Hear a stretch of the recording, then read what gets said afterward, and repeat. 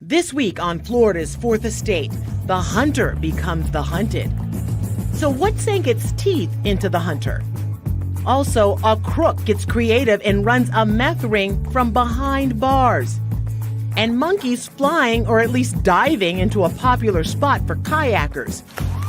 Why these monkeys are dive bombing in this Florida river. And our guest this week is Bill Graff from the South Florida Water Management District. And we're talking about a slithery problem in the Everglades, Burmese pythons. It's been well over a couple of decades since we recognized that they are breeding. So you do have a breeding population, so you could add no more Burmese pythons to the Everglades, you still have a continuing escalating problem. It's all ahead on this week's Florida's Fourth Estate. Hi there, and welcome to what we're calling Season 2 of Florida's Fourth Estate. We're revamping this thing. We've got an awesome new producer named Tiffany. I've gained about 17 pounds of muscle.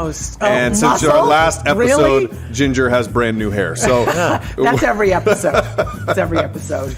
Hey, I'm Matt Austin, by the way. And I'm Ginger Gadsden. Why are you saying we're calling it our second season, or is it our second season? This is Season 2. Yeah. That's what we're calling it, and that's what it is. It sounds like we're making it up or something. Well, we kind of are. It's true. We went on a little bit of a hiatus. It wasn't announced. It was a surprise to us, too. Ginger was in rehab. I'm sorry. That's not true. Okay, maybe not. Okay, so we're joined today. We're going to talk about the Burmese python population in South Florida and the Everglades. I know you've heard about this. Bill Graff with South Florida Water Management, he's a regional representative, is going to be talking about why we're seeing what we're seeing happening. And it is astounding, the things that we're seeing, and how we can get a handle on it, and talk about the python hunts, because I think those are fascinating. And we're going to see if we can become python hunters by the end of this podcast. Yeah. I'll take the tail, you take the head, and we'll be good to go. What's new? It's just how we handle things daily on the job. So we're going to continue the way we did it before. We start with some really interesting stories, or stories we think are pretty interesting that we come across in Florida, which, Florida. So the thing I want to start with is the hunter becoming the hunted. It happened in, I think it's Martin County. This guy was out, he's hunting hogs. But what he didn't realize is that he was being hunted by something else, a gator, which, they're indigenous to Florida. 10-footer. Yeah. And so the gator just kind of takes a bite out of him while he's, kind of sneaking up on a hog. And I believe the hog got away. Hogs just fine, everybody. But there was no bacon for breakfast. I know. The guy, he's like, he goes like, fire off a shot, call 911, get help. I've just been bitten by a 10-foot gator. It's incredible that something like that would happen. I'm sorry, but you buried the lead. He was out hog hunting with his wife. Yes, well, that's what couples do. Don't you Can take you your wife imagine hog if I hunting? asked my wife to go hog hunting? She would do it. She I would loves never you. see her again. Well, maybe that's why she would take you hog hunting. Yeah, if she's going hog hunting with me, What's that over there, I honey? better not turn my back. So I just thought it's one of those, I don't know if that's considered irony or not. The definition of ironic I is always something forget different what than we the think. Alanis Morissette song. I know, and because nothing in that song's ironic. No, exactly. But Bill, on top of pythons being an issue, hogs are an issue on our end as well, right? Yeah, we, South Florida Water Management District manages well over 1 million acres, and hogs are one of our big issues. Yeah. They come out and they root up things. They tear things up. Yeah. And then much like the Burmese python, there just weren't here. Well, there was a native population, but not to the extent that we see today. Yeah. Okay. I see. Yeah. So that's why people are allowed to go and hunt them. All right, let's talk about this crazy story that happened. It actually sparked in Georgia. Okay, so there was this guy running this huge drug ring, a meth ring, out of a prison cell in Georgia. He managed to sell 200 pounds of crystal meth in Volusia County over the past year alone. I think that's kind of ingenious. Yeah. This is like Breaking Bad, except at the end, they find out the guy is in jail. I'm picturing like these detectives, and they've got these lines everywhere with pins and faces, and they finally realize, wait, it's this guy who's already in jail. The call's coming from inside the prison. That's exactly what it's like. Like, how do you do that? It's kind of impressive. I wouldn't even know how to smuggle something into jail. This guy's just running a whole huge operation. I mean, the fact that he had his cell phone and he had office hours, because there's lights out, at a certain time. I haven't done time. There was a big old RV parked right out in front. No one noticed. But I mean, he's definitely using his creative juices while he's in jail. Yeah, that's good. Don't just let your mind rot. Yeah, I would say, he's rehabilitating himself. Absolutely. Yeah. I mean, at least he doesn't have to get used to the surroundings, right? He's he's going to be there for a while. He was keeping his skills fresh, I guess. I don't know. All right, the next story, we love animal stories around here, but I want you to just listen to something before we even talk about it. So can we roll the video, and you're going to hear a sound. I'm going to ask you what you think that is. Don't look at the video. Oh my God. It sounds like people just diving, right? Those are rhesus macaque monkeys. And that is that Silver Springs? Yeah, this is Silver River, I believe. It is incredible. When you hear, you've seen this before? Well, I've not seen this particular behavior, but you motor up and down the run, and they're there. Guy was he's a 70-year-old guy, says he's never seen anything like this in his entire life. He's just on his kayak, and this starts happening right in front of him. They're cannonballing in the river, and someone who studies this says that he doesn't think that they were doing it for fun. He was thinking one of the males was trying to get all of the other guys to cross the river. So he starts jumping, and then they all just start following him. And there is some credence to that, because you see once they jump in, look at this video here. Oh, yeah, you can see him swimming all across. So there's like this apparently big dominant dude over here who's like, all right, everybody's going to cross the river. He starts screaming at them. I'm going first. And for some reason, they have to jump from the very top of the trees. He can't just scoot them off the bank. And speaking of things that, we're talking about things that are not indigenous to Central Florida or Florida at all. These monkeys apparently got here because of the Tarzan movie in the 30s. And they were going to have some sort of amusement park. So they had 12 monkeys, and the amusement park never took off. And I don't know if they knew that this would happen. Because if you're jumping on guests, you don't want to be the ride. Is there anything native left in our woods, Bill? Fewer and fewer. Alligators. Alligators. Exactly. But it's just such great and cool video to see and to hear, actually. Okay, from animals to Madonna. She's got a concert. She is coming to Florida. Yeah. And she changed. So everybody bought these tickets for the Madonna concert. Not cheap. Very expensive tickets. This guy spent $1,000. Now he's suing Madonna because Madge, as they call her, I think, right? Do they still call her that? I just call her Madonna. Okay, Madonna. She maybe it sounds like that with her accent that she developed over the years. But basically people bought the tickets. It was a start time for 8:30. Mm-hmm. She changed the time. Now it's 10:30. Who goes to a concert to start? First off, you couldn't pay me $1,000 to go to a Madonna concert in the afternoon. That's harsh. But my wife would love to, but not me. And then 10:30 at night? That's when she starts. I mean, you're going to be entertained because she probably has 12 opening acts. Yeah, that's true. So that's just what her predicted start time is. Those shows never start, or the superstar never comes out right when they're supposed to. There's always some delay. So it probably is going to be like 11:30 midnight before she even hit the stage. It's just late. And this guy is like, she's 90. Why isn't she coming out earlier? I mean, seriously, I don't know. I would think she'd be tired to start. I would think so. Yeah. Working. Would you go to a Madonna concert at 10:30 at night, Bill? No. How about 9:30? Anytime. Well, that's a hard no. If somebody gave me $1,000, probably. Wow, you get paid to go. We are about in the same boat. Yeah. Okay. I knew we were going to get along well. Yeah. If you like that story, get ready for an even better one, because it's time for our Floridian of the Week. Hit it, Phil. And now, your Floridian of the Week. All right, let me give you a gander at Latravia McGill. That sounds like a nice Early name. in the morning. Yeah, he seems like a nice guy from the name, at least. Oh. So he was on probation. What do you think is the last place you'd want to break into as a criminal if you're on probation? Ginger, I'll give you one guess. A jail. Well, how about a probation office? Okay, that would be up there too. Breaking into a jail probably would. Well, that would be extra. That would be a whole extra level. I don't know what would be in a jail. That's the My last, cot. That's the last meth time. guy. Yeah, the meth guy. Maybe he was breaking out his meth friend. Yeah. So they found this guy.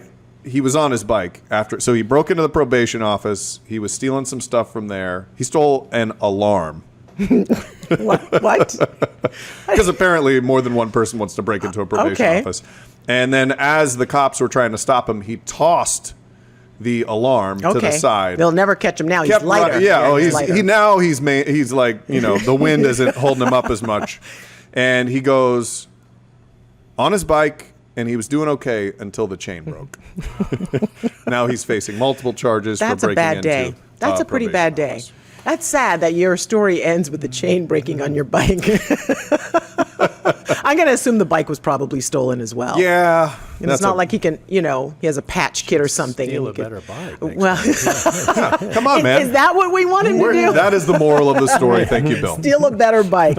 All right. So the reason we are here today, thank you, Bill Graff, for being here and talking about something that we find so fascinating, because as news anchors, whenever we have one of these stories, it's always jaw-dropping. And we're talking about Burmese pythons, which are just taking over, it seems like, everywhere. Yeah. Tell us a little bit about how we got here, because there are a couple of reasons why. Well, and I think, there's multiple stories, but generally you did have pet pythons that just outgrew their owners, and they, oh my gosh, what am I going to do with Henrietta? And well, I'll take her out to the Everglades because Henrietta. So they would take them out, and I think we also understood that Hurricane Andrew, when it just ripped a path through South Florida, did cause some caged Burmese pythons to get loose. Yeah. But I think so there might have been multiple opportunities for them to get out there, but it's been well over a couple of decades since we recognized that they are breeding. So you do have a breeding population. So you could add no more Burmese pythons to the Everglades, you still have a continuing escalating problem. I know we had a story once about the amount of eggs that one python can carry, and it's shocking, right? Yeah. Like, can't they have like 50 or 60 of these things? It's an incredible number, I'm not a herpetologist, but it's... So, they're pretty significant. And these things, why are they so bad? They're not only are they not indigenous, they really don't have any natural predators in the wild, right? Because they don't belong there. They become the apex predator in an ecosystem where they did not exist historically, and they did not evolve in that system. And so the fur-bearing, think of some small animal with fur, rabbits, squirrels, raccoons. They've completely decimated that population. And people are noticing that they're going to the Everglades and they're not seeing these animals, these cute little animals they used to see one time before. So things are just completely out of balance. I mean, so you look at the Everglades, and then we as a society, beginning, in the 1800s, we started replumbing it, and we got the water completely out of whack. And now we have this Burmese python who's got the wildlife population completely out of whack.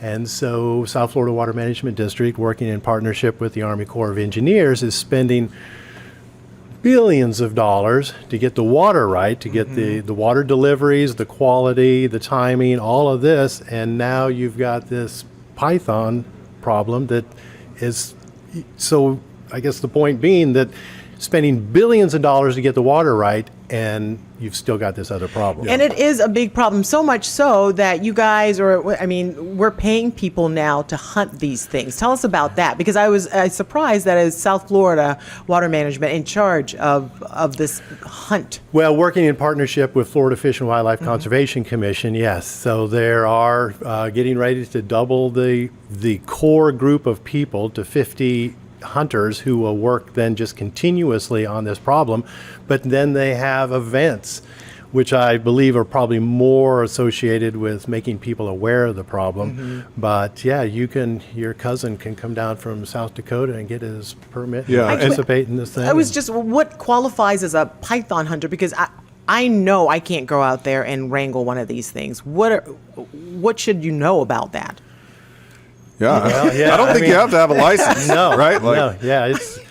It's you're right. I mean, it's not like any game animal that's here, but you do have people who are raised in the Everglades or in South Florida who Okay. Look at this gator thing. hunters. They're measuring this one. I think that might be one of the 17-footers there. Yeah. And that's not uncommon.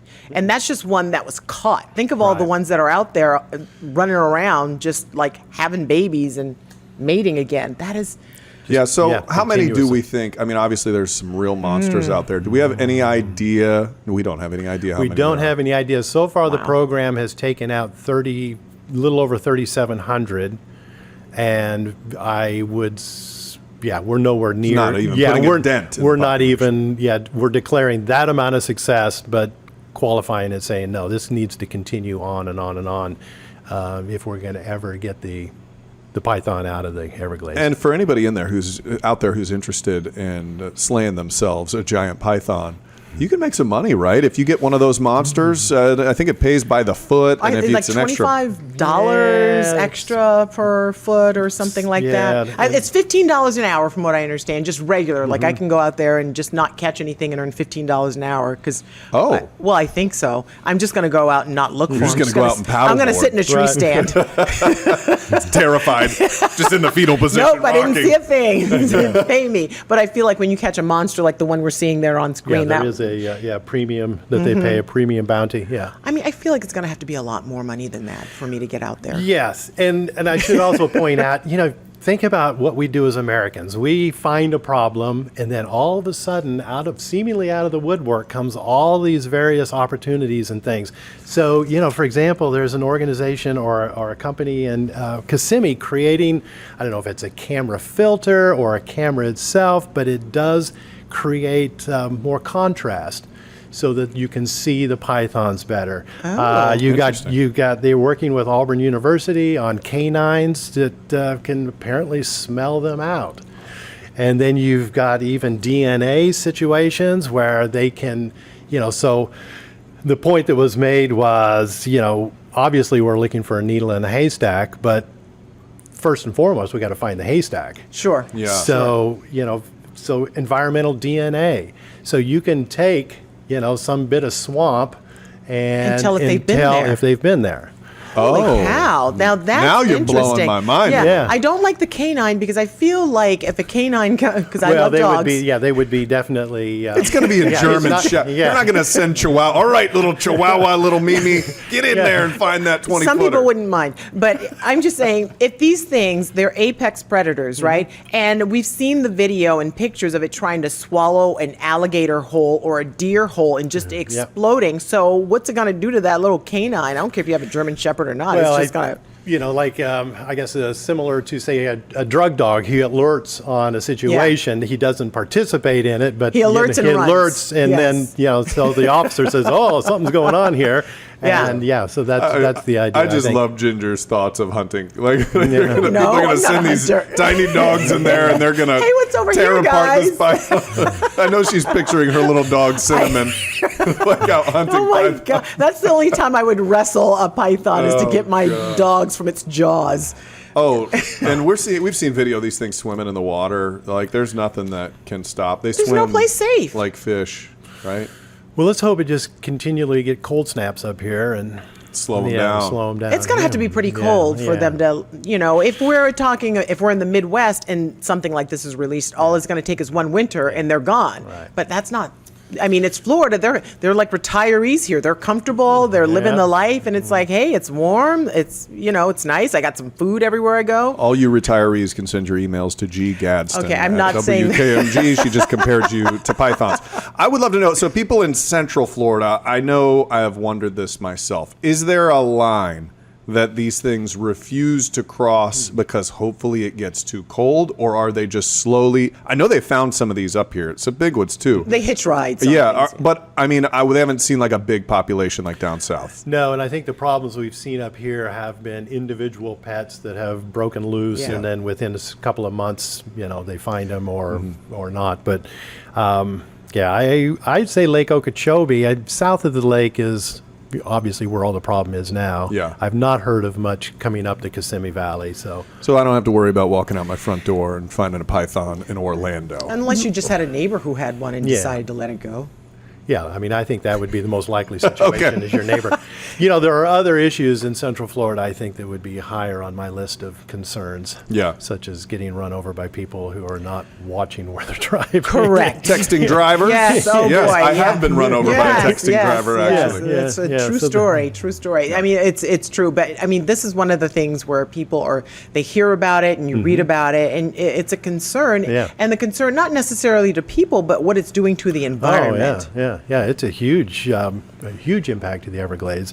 And like I say, I mean, we as a society have dedicated ourselves to Everglades restoration. And this is, a generational activity. This is something that's going to expand my career and whoever fills my shoes, their career. Yeah. And now you've got a python that's seriously affecting the success of that. Yeah. I do hear a lot of politicians kind of patting themselves on the back. Oh, we gave this much money to restore the Everglades this year. I'm curious, from your position, are we doing enough? Are we putting enough resources toward that, or do we really need to do more? Because it seems like a problem that really could affect everybody. You mean the problem of the pythons or just Everglades I'm talking in general? Everglades in general. Sorry, I've sort of veered off topic here for a second because you started talking about it. But it does seem like a big issue. I know we're throwing some money at it, but are we throwing enough? Well, I think, you have to, I mean, there is a plan, there are projects, you have to construct these things. I mean, just the Everglades reservoir, the EAA reservoir, sure, we need it. We need that to limit the discharges to the estuaries so that we can eliminate that problem. But just the scale of these things and, just the engineering alone is a years-long effort, and then of course acquiring the land. Yeah, sure, you could you could throw $1 zillion at it, and maybe things would pick up a pace. But you also want to be deliberate. You want to learn by what you're doing, so that the next project maybe reflects some of that that you've learned. So. Yeah, I mean, it's a debate that will go on and on and on, but I think there is a concerted effort. We do enjoy support of the federal government on this. We could enjoy some more.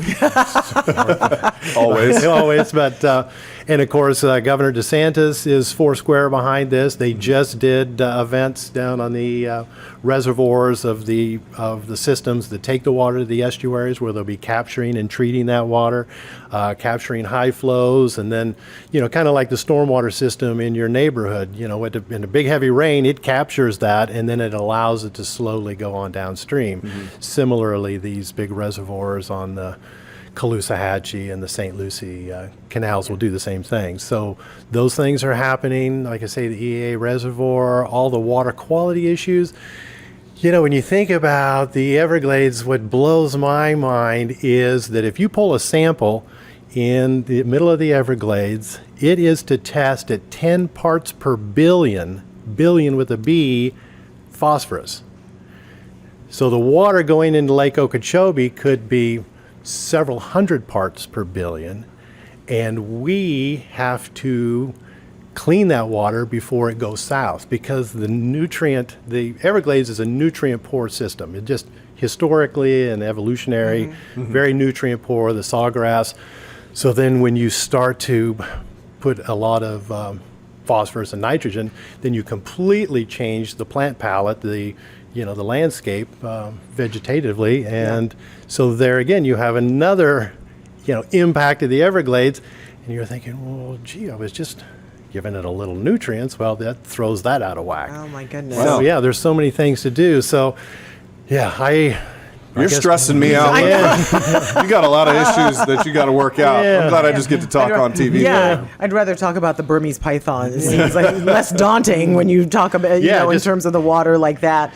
Have you seen one of these things out in the wild and in person? What was your experience? What was your encounter? Well, and it was very odd because we had some school children out there, and it wasn't dissimilar from this discussion. They were interested in the python, and one of our land management people had snagged one and thrown it in a bag, and here, kids, take a look at this. And this python was not happy. So big surprise there. Yeah, exactly. I'm in a bag. And I'm thinking, oh my gosh, are there going to be attorneys involved when this is all over? And fortunately, because, trying to just control, and this was not a big one. It was probably 4 or 5 feet. And, what did we see? 17, 18? Yeah. Yeah. So just controlling this animal was, it was fairly daunting. And I was very happy that when they eventually got it back in the bag and no child was injured and that making it. No lawsuits were filed. Just a 4 or 5 footer freaked you out. Oh, and he was, as soon as you grab it, he just, just right up his arm and around his neck. And because they start to strangle you, right? They're constrictors. So they will bite you just to be mean, but they don't have any venom. And they just squeeze and they squeeze. Oh my gosh, that's a terrible way to die. Yeah, it'd be awful. It would be awful. Yeah, that was. Yeah, okay, so that you got out of that one, and everyone was unscathed. Yes, and I think we decided to not do that again. Kids, we're going to go to your classroom from now on. You're not coming out to the Everglades. But people will hear these stories and they see the population and they see the problem we have, but there are always those yahoos who think, oh, what a cool pet to have. And you get this little 17-inch thing or a 12-inch thing, and it's adorable at the time, and you're feeding it, and one morning you wake up and it's like at your bedside looking at you like a snack. Right. What do you tell people who there's just some people who want these exotic animals? Yeah, and I haven't really ever had that conversation because I'm afraid that I would not be, they would not appreciate my comments. But yeah, you're right. And there are people who really enjoy. Like I think I told you earlier, I had a snake when I was a kid. It's a fun thing to do. Yeah, but you didn't have a Burmese python. No, I didn't have a Burmese python. No, he had an anaconda. Yeah. But yeah, when it was time for it to go, then I could put it back where I found it, and everything was good. But so, and of course, FWC, Florida Fish and Wildlife Conservation Commission, will do an amnesty day. So if you wanted to part with this overgrown pet, but as I'm sure you are with your pets, you become attached and then the heartstrings and well, my dog's just gonna lick me to death. He's not gonna, she's not gonna squeeze the life out of me. Cinnamon's not gonna kill you in your sleep, I don't think. But some of these things are freaky. We've heard the stories about the ones where they come in to get them and they're wrapped around a toilet and they like crack the porcelain because they're so strong. And it's these are big, strong, dangerous animals, and when you just let them out into the wild, it's gonna cause everybody some problems. So. This has been a fascinating talk. And I know. It's probably not the last time we'll be talking There's like about 16 different topics I want to talk to you about. I know. We're going to have you back to talk about some more water stuff when we're more prepared to not be depressed. Okay, then I'll keep the what? You have what did you want to talk about? Well, no, I was just... Hit me. There are going to be people in the audience who will say that this is cruel, and I just want to assure them that all these hunters are trained on how to dispatch these snakes as humanely as possible, and they do follow advisories from the American Veterinary Medical Association. Okay. And so, yes, there are, and they do have to agree, when you sign on, when you get the job, $15 an hour to go out there and do this. Yeah, that's going to happen. Then you agree to do it this way. Gotcha. And essentially, it's inflicting a wound that immediately destroys the brain. Okay. Got it. Yeah. So there's a specific way. Yeah, there is a specific way. How humane are the pythons to all the other wildlife? Well, that's the other issue. If you're a bunny, I'm sure you're not going to. I'm sure it's a quick shot to the brain, right? No, they choke them to death. Oh yeah, that's right. Yeah. So, but I get it. Everybody wants to be conscious of. And I'm glad you said that because people will. Regardless of what you say, some people still won't hear that. And I love animals. I do too. Yeah, and I just don't want people to think that we're doing cruel stuff out there. But you've got an ecosystem completely out of balance because of these snakes. Mm-hmm. Yeah. And if you have any hope of getting, things back into balance, then you must take them, head on. Yeah. Awesome. Bill Graff, thank you so much. It's been a pleasure to talk to you. And it's, it's eye-opening, and I hope people will realize, these do not make great pets, and you don't want to wake up one morning and have to release it into your neighbor's house so it ends up in your neighbor's toilet. Yes, that's bad. There were a lot of years where Florida just did not take care of its ecosystem, its water system. I'm glad that it seems like people are starting to focus on these things, and I'm glad you guys are, I know, a huge piece to that. So we're going to have you on more. I know we've got water supply issues. We've got algae bloom issues. I know you guys have to tackle all sorts of stuff. So we got about 6 more shows we're going to have you on for, with Bill. you, yes. Okay. Appreciate you. Thank you good. so much for coming in and joining us. Oh, thank you. It's a pleasure. My name is Matt Austin. I'm Ginger Gadsden. We have producer Tiffany, and we've got Phil back in the booth running things. We got a good group of people right here, right now. Check us out. Season 2 in stores now. I don't know. We tried it. Cool. I thought it was great.